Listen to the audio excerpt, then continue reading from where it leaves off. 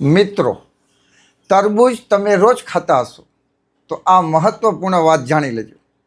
મિત્રો, બજારમાં લાલ લાલ મોટા મોટા તરબૂચ આવે છે, જોઈને પણ આનંદ થાય એવા તરબૂચ.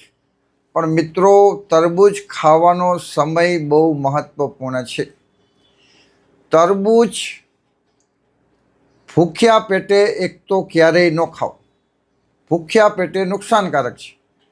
અને જમ્યા પહેલાં અને જમ્યા પછી પણ ન ખાઓ. ઘણા લોકો જમીને શાંતિથી ખાય, એનાથી આપણો પાચક રસ બંધ પડી જાય, ભોજન પચશે નહીં.